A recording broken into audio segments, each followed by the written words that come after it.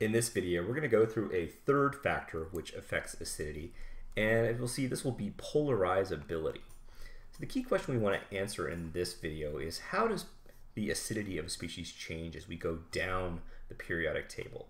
So we're going to compare the stability of these anions as we go. Let's pick the halides here. So let's take fluoride ion, and then chloride, and then bromide, and then iodide. I want to ask, how does the stability change between each of these four anions? Which one's the most stable, which one's the least stable? Now, in the last video, you saw that we correlated electronegativity to stability as we went across the periodic table. So we might think that fluoride, being the most electronegative element, would be the most stable of all of these anions because it would attract negative charge to itself. Actually, as it turns out, of all of these anions, we can measure the stability in the acid-base constants of each of these anions, and it turns out that the iodide ion is actually the most stable, and it's the fluoride which is the least stable. Like I said, this might initially be a counterintuitive result. You might expect that the more electronegative element might be more stable, and it's actually not the case. Well, why might this be? Well, let's look at one factor, which is what we're going to call the ionic radius of each of these atoms, or these ions. They're not just atoms, they're ions. So if you look at the fluoride ion, it has an ionic radius of about 119 picometers, and the ionic radius of the iodide ion is 206 picometers, not ppm, picometers, which means that the iodide ion, the radius is about twice as large, or almost twice as large as that of fluoride ion. And in each case, we have a negative charge, except in the case with a fluoride ion, this fluoride ion, the negative charge, the charge of -1 in each case, is spread out over a much smaller volume than the negative charge in the iodide ion. So in this case, the charge is, if you want to think of it as, more concentrated.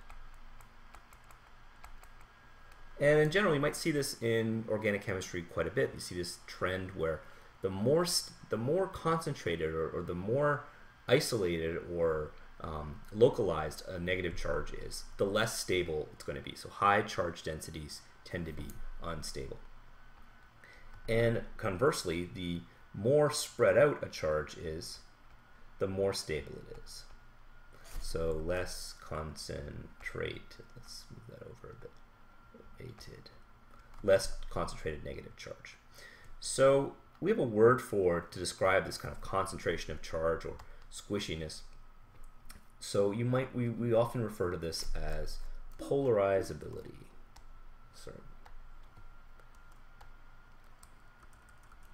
Polarizability. And the polarizability of iodide ion is much greater than that of fluoride ion. And that is the reason why the I- charge is so much more stable than the fluoride ion charge, because the charge is spread out over a greater volume. Okay, so what does this mean for acidity and basicity? Well, if we look at the conjugate acids of each of these, we have H+ and I-, and then we might have H and Br, H+ and Br-, and H and Cl, H+, Cl-, and H and F, so H+ and F-. So of all these anions, we said that I- was the most stable, and fluoride ion is the least stable. What that means for each of these reactions, as we go from left to right, this is going to be the most favorable, this reaction of HI. So this is going to be the most favorable, and we might change the size of the arrows as we go down. And the reverse reaction is going to be increasingly more favorable. So what this means is that the HI is actually the most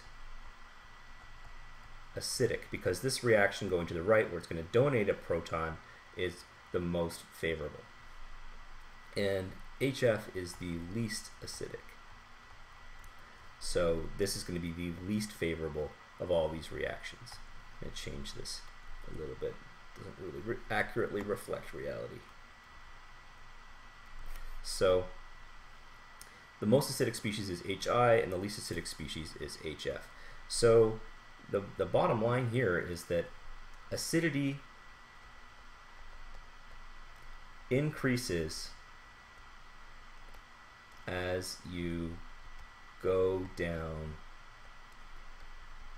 the periodic table. Exclamation point. And this does not just apply to the halides. It would also apply to, for example, if you look at water, what's the atom right below oxygen in the periodic table? Well, it's H2S. And right below sulfur is selenium, so it would be H2SE. So of all of these, which would be the most polarizable atom? Well, that would be selenium. So selenium would be the most acidic, and water would be the least acidic. And that also follows as well. So like I said, bottom line, acidity increases as you go down the periodic table, and this is because your atoms become more polarizable and better able to stabilize negative charge.